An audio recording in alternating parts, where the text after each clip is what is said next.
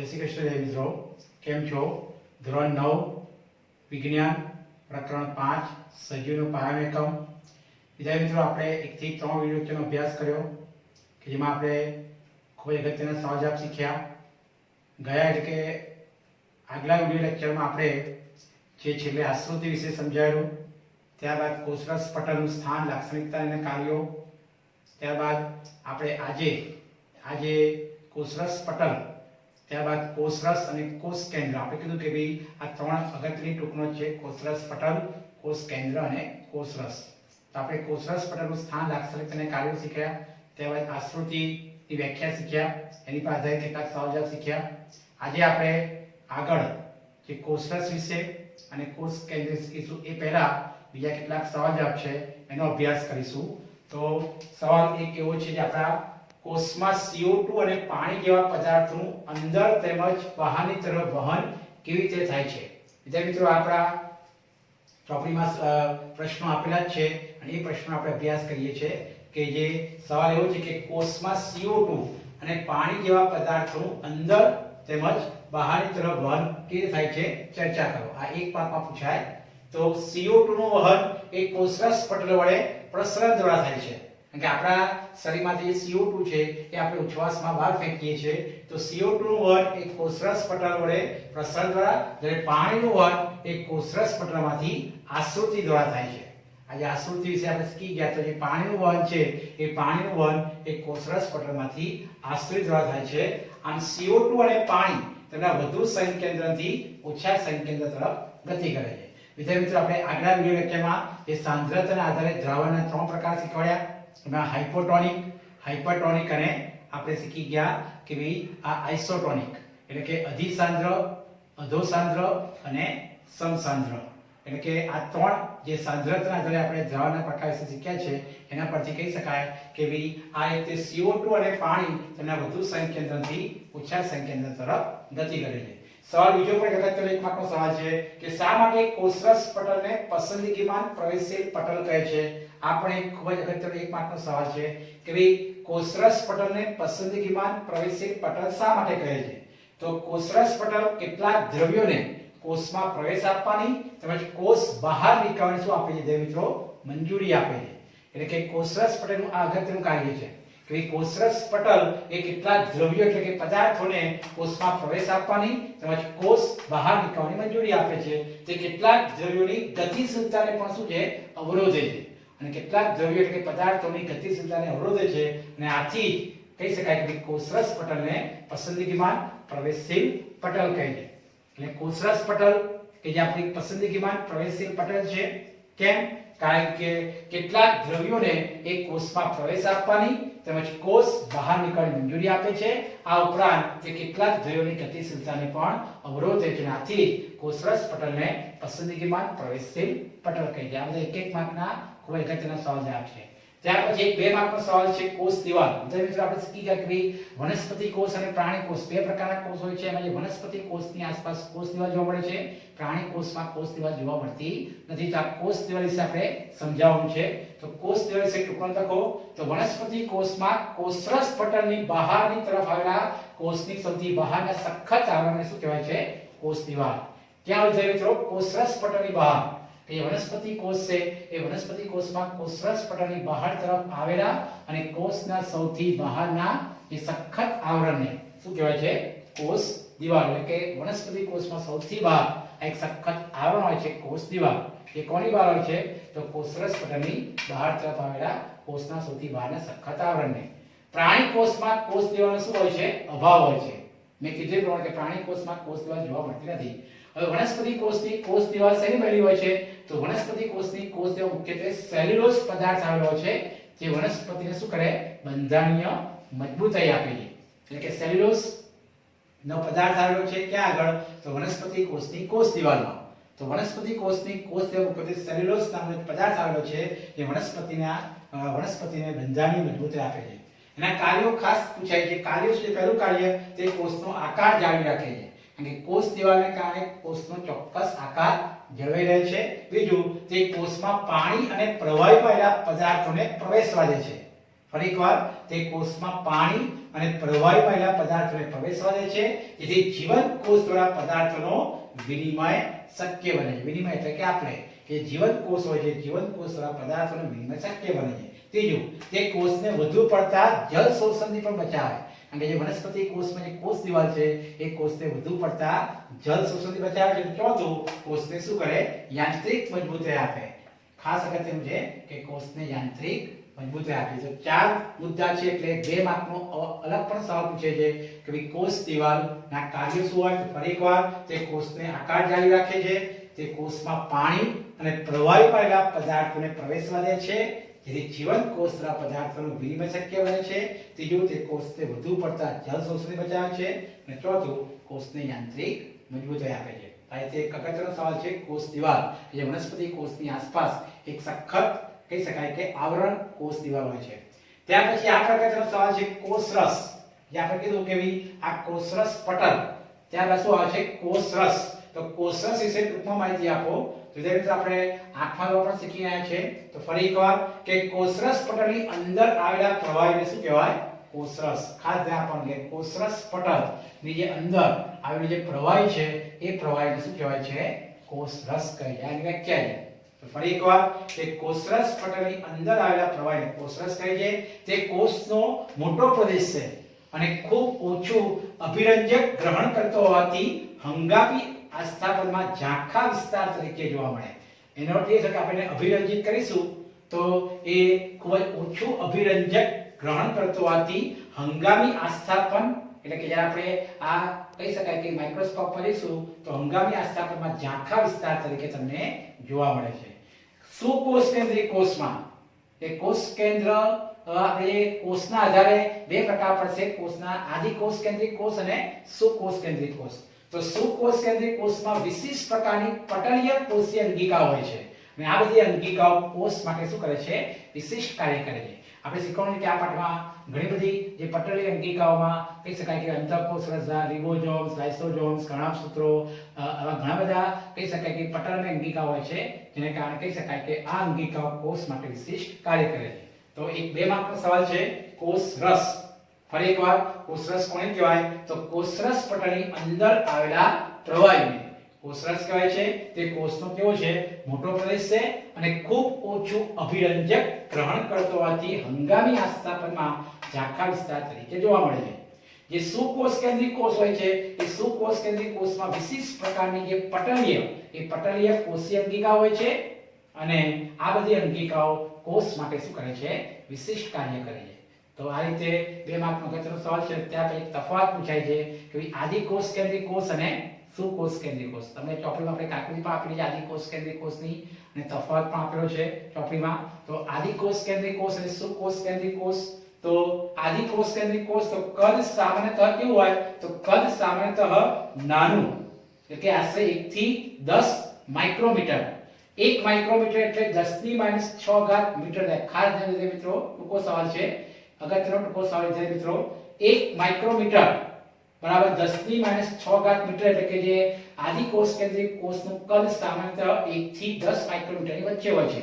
જ્યારે સુકોષ કેન્દ્રીય કોષનું કદ સામાન્યતઃ મોટું હોય છે જે આશરે 5 થી 100 માઇક્રોમીટરની વચ્ચે હોય છે. જે 5 થી 100 માઇક્રોમીટરની વચ્ચે આ સુકોષ કેન્દ્રીય કોષનું કદ હોય છે. કોષ કેન્દ્રીય પ્રદેશ તો ઓછો વિકાસ પામેલો છે કારણ કે આદિકોષ કેન્દ્રીય કોષ છે તો ઓછો વિકાસ પામેલો છે અને આ અવિકસિત કોષ કેન્દ્રીય પ્રદેશમાં ન્યુક્લિક એસિડ ધરાવે છે. ચોપડીમાં આકૃતિ આપેલી છે એ ન્યુક્લિક એસિડ ધરાવે જેને શું કહેવાય? ન્યુક્લિઓઇડ કહેવાય. શું કહેવાય? ન્યુક્લિઓઇડ. એનો અર્થ એ થયો કે ભઈ ઓછો વિકાસ પામે છે કોણ? કોષ કેન્દ્રીય પ્રદેશ. તો કોષ કેન્દ્રીય પ્રદેશ જે ઓછો વિકાસ પામેલો છે આ અવિકસિત કોષ કેન્દ્રીય પ્રદેશમાં ન્યુક્લિક એસિડ ધરાવે છે જે ન્યુક્લિઓઇડ છે. જ્યારે સુકોષ કેન્દ્રીય કોષ તો કેન્દ્રીય પ્રદેશ એ કેવો હોય છે? તો સુસ્પષ્ટ અને કોષ કેન્દ્ર પટલ દ્વારા આવૃત હોય છે એટલે કે આપણને સ્પષ્ટ દેખાય છે. સુસ્પષ્ટ અને કોષ કેન્દ્ર પટલ દ્વારા આવૃત હોય છે. ત્રીજો મુદ્દો કે રંગસૂત્રમાં એકલ જોવા મળે છે જેમાં એક કરતા વધારે રંગસૂત્ર હોય છે અને પટલીય અંગિકાઓની ગેરહાજરી ધરાવે છે. કોણ? આદિકોષ કેન્દ્રીય કોષ. જ્યારે સુકોષ કેન્દ્રીય કોષમાં પટલમાં અંગિકાઓની હાજરી હોય છે. આ પટલમાં અંગિકા વિશે આપણે આ પાઠમાં આવશે. તો આ રીતે એક તફાવત પૂછાય છે અગત્યનો ચોપડીમાં આપેલો છે આદિ કોષ કેન્દ્રિત કોષ અને સુકોષ કેન્દ્રિત કોષ આ તફાવત 2 માર્કનો અગત્યનો છે તફાવત ખાસ પૂછાય છે અને આ જે બધા સવાલ જવાબ પણ ખૂબ અગત્યના છે તો કોષ રસ વિશે માહિતી આપો આદિ કોષ કેન્દ્રિત કોષ સુકોષ કેન્દ્રિત કોષ ફરી એકવાર તફાવત ખાસ અગત્યનો તમે 2 મુદ્દા લખી શકો છો 2 મુદ્દા અહીંયા મેં 4 મુદ્દા સમજાયા છે તો ફરી એકવાર કદ સામાન્ય રીતે હોય છે નાનું એટલે કે 1 થી 10 માઇક્રોમીટર હોય છે જ્યારે કદ સામાન્ય રીતે મોટા એટલે 5 થી 100 માઇક્રોમીટર હોય છે કોષ કેન્દ્રીય પ્રદેશ તો કેવો ઓછો વિકાસ પામેલો હોય છે આ અવિકસિત કોષ કેન્દ્રીય પ્રદેશમાં ન્યુક્લિક એસિડ ધરાવે છે ન્યુક્લિયોઇડ કહેવાય છે જ્યારે અહીં કેન્દ્રીય પ્રદેશ કેવો સુસ્પષ્ટ અને કોષ કેન્દ્ર પટલ દ્વારા આવૃત હોય છે એકલ રંગસૂત્ર હોય છે એક કરતાં વધારે રંગસૂત્ર હોય છે અને પટલમાં અંગિકાઓની ગેરહાજરી હોય છે જ્યારે પટલમાં અંગિકાઓની હાજરી હોય છે તો આ બધા વિદ્યાર્થી મિત્રો કોઈ અગત્યના સવાલ છે અને ત્યાર પછી બીજા આગળ સવાલ આપણે અભ્યાસ કરીએ વિદ્યાર્થી મિત્રો હવે એક પ્રવૃત્તિ દ્વારા આપણે કેટલાક સવાલ જવાબ સમજીએ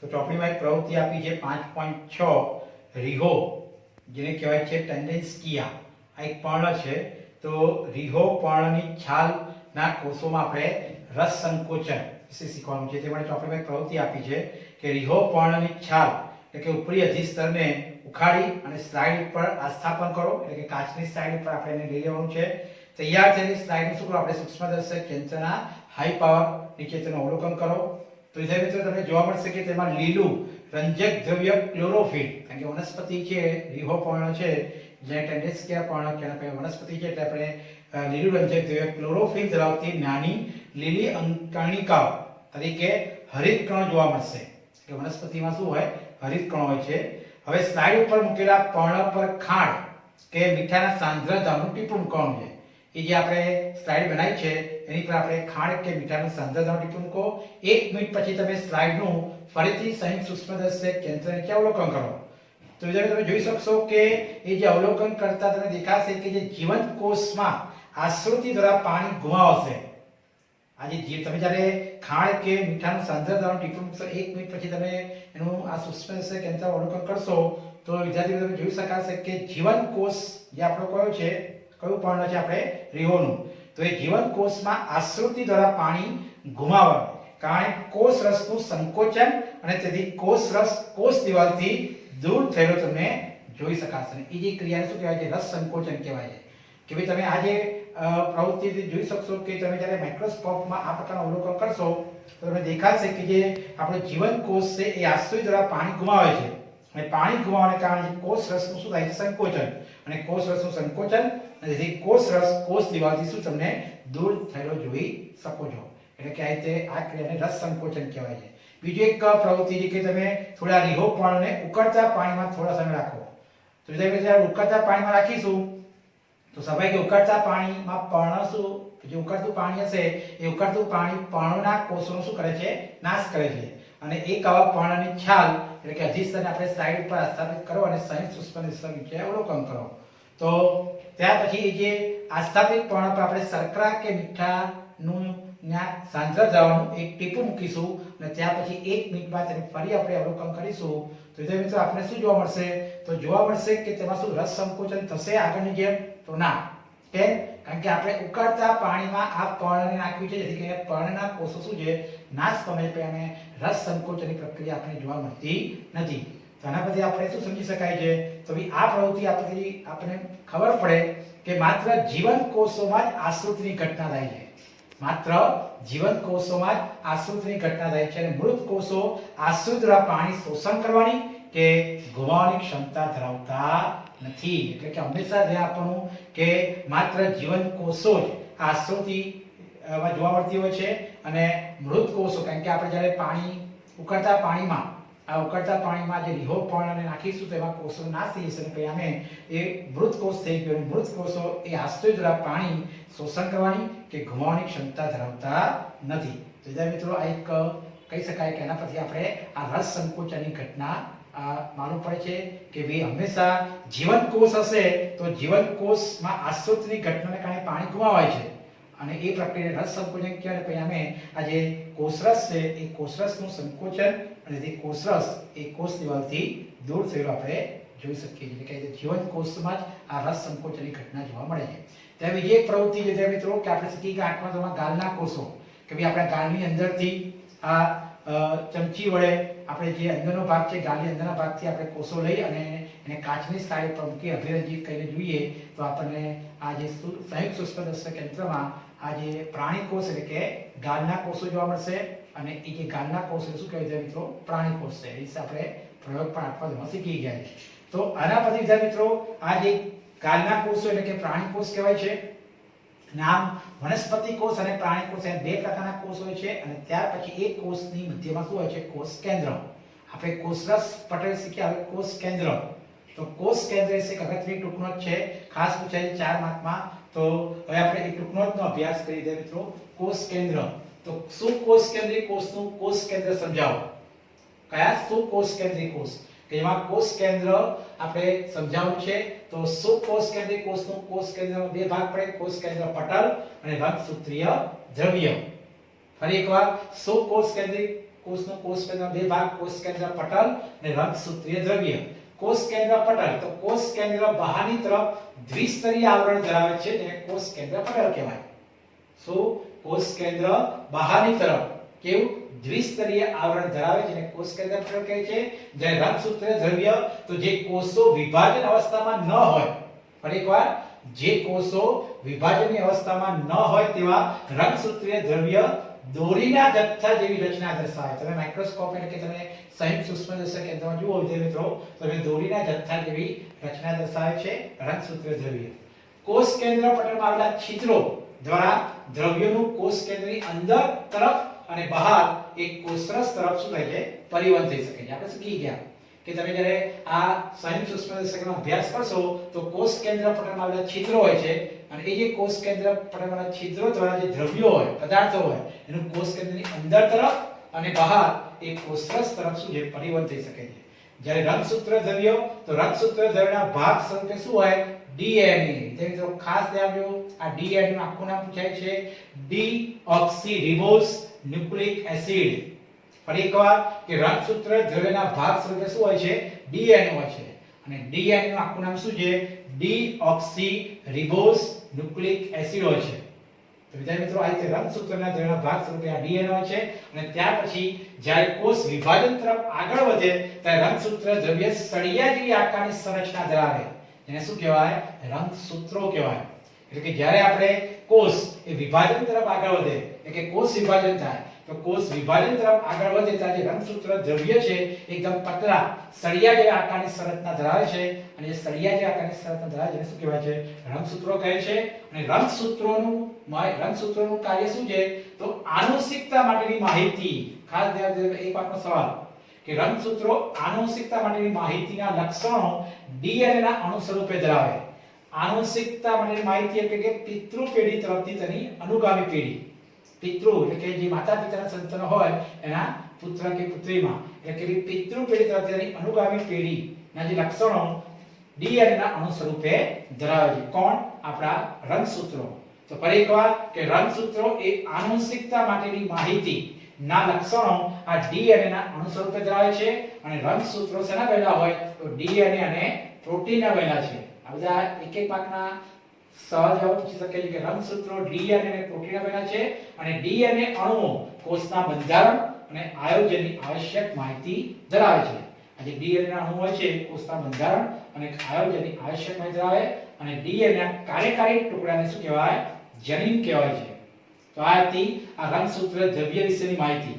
આ આખી માહિતી છે મિત્રો રંગસૂત્ર દ્રવ્ય વિશેની છે. અને ત્યાર પછી કોષ કેન્દ્રના કાર્યો એ અલગ પણ છે 2 માર્કમાં કે કોષ કેન્દ્રના કાર્ય પહેલું તે કોષમાં થતી વિવિધ ક્રિયાઓનું શું કરે છે નિયમન કરે છે. કોષમાં થતી વિવિધ ક્રિયાઓનું નિયમન કરે. બીજું તે કોષીય પ્રજનનમાં કેન્દ્રસ્થ ભાગ ભજવે છે અને આ પ્રક્રિયાના કારણે એક કોષના વિભાજનથી 2 નવા કોષો બને છે. ત્રીજું કોષની રાસાયણિક પ્રવૃત્તિ દ્વારા કોષનો વિકાસ થાય છે અને તે પરિપક્વતા તરફ આગળ વધે તે માટે કોષ કેન્દ્ર અગત્યનો ભાગ ભજવે છે. ચોથું કે રંગસૂત્રવાળા ડીએનએ ના અણુઓ વારસાગત લક્ષણોની માહિતી ધરાવે છે જે પ્રસંગી ગયા અને તેના દ્વારા વારસાગત લક્ષણોનું અનુગામી પેઢીમાં શું થાય વહન થાય. અનુગામી પેઢી એટલે કે પિતામાંથી બીજી પેઢીના પુત્રમાં આ રીતે વહન થતું હોય છે. તો આ રીતે મિત્રો આ કોષ કેન્દ્રના કાર્યો છે જે તમે અલગ પણ સવાલ પૂછે 2 માર્કમાં તો ફરી એકવાર કોષ કેન્દ્રના કાર્યો કે કોષમાં થતી વિવિધ ક્રિયાઓનું નિયમન કરે છે. બીજું તે કોષીય પ્રજનન માં કેન્દ્રસ્થ ભાગ ભજવે છે અને આ પ્રક્રિયાના કારણે એક કોષના વિભાજનથી શું બને? બે નવા કોષો બને છે.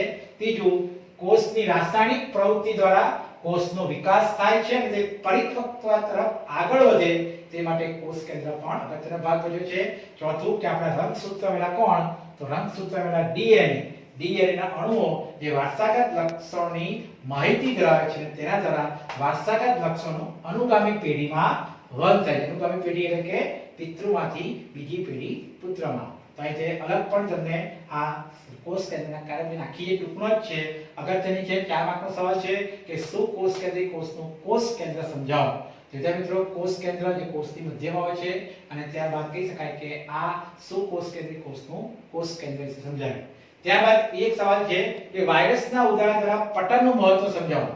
પટલ એટલે કોષ આપણે કહી ગયા કે વાયરસ એક સજીવ છે કે જેના દ્વારા આપણે પટલનું મહત્વ સમજાવો. તો વાયરસ કોઈ પણ પ્રકારના પટલ ધરાવતા નથી, તે જીવંત લાક્ષણિકતા ધરાવતા નથી. વાયરસ જ્યારે જીવંત શરીરમાં જ્યાં સુધી દાખલ થઈ અને કોષીય યાંત્રિકી દ્વારા ગુણન ન કરે ત્યાં સુધી જીવિતતા ન દર્શાવે અને માટે આમ જીવિતતા માટે પટલ મહત્વનું છે. જે મિત્રો આપણે શીખી ગયા કે વાયરસ 8મા કામ વાયરસ સજીવ અને નિર્જીવની જોડતી શું છે? કડી છે. જ્યારે વાયરસ જ્યારે આપણા વાતાવરણમાં હોય છે ત્યારે નિર્જીવ હોય છે, પરંતુ જ્યારે એને કોઈ યજમાન કોષ મળે ત્યારે એ પોતે એ કોષમાં દાખલ થઈ અને એ શું કરે? પોતાની વૃદ્ધિ વિકાસ કરે છે અને પોતે કહી શકાય કે જ્યાં સુધી લખ્યું છે કે વાયરસ જીવંત શરીરમાં જ્યાં સુધી દાખલ થઈ અને કોષીય યાંત્રિક દ્વારા ગુણન ન કરે ને ત્યાં સુધી એ જીવિતતા ન દર્શાવે અને માટે જ કહી શકાય કે જીવિતતા માટે પટલ શું છે? મહત્વનું છે. આમ વાયરસ એ સજીવ અને નિર્જીવની જોડતી કડી છે. જે મિત્રો 2 માર્કના સવાલ છે. અને ત્યારબાદ હવે જે મેં આપણે જે ટૂંકનો શીખવાની છે કે કોષની બધી અંગિકાઓ અને કોષની અંગિકાઓમાં આપણે અંતઃકોષ રસજાળ, રિબોઝોમ્સ, લાઇસોઝોમ્સ, કણાભસૂત્રો, રંજક દ્રવ્ય અને હરિતકણ આ 6 અને રસજાળ આવી અલગ અલગ આપણે આ ટૂંકનો શીખવાની છે. તો વિદ્યાર્થી મિત્રો આજના સવાલો ધ્યાનથી તૈયાર કરો. સવાલ જવાબ મેં કીધું મને વિડિયો લેક્ચર ધ્યાનથી અભ્યાસ કર્યા પછી એને તૈયાર કરી અને લખીને તૈયાર કરો અને આ વિડિયો લેક્ચરને લાઈક અને સબસ્ક્રાઇબ ખાસ કરો. જય શ્રી કૃષ્ણ.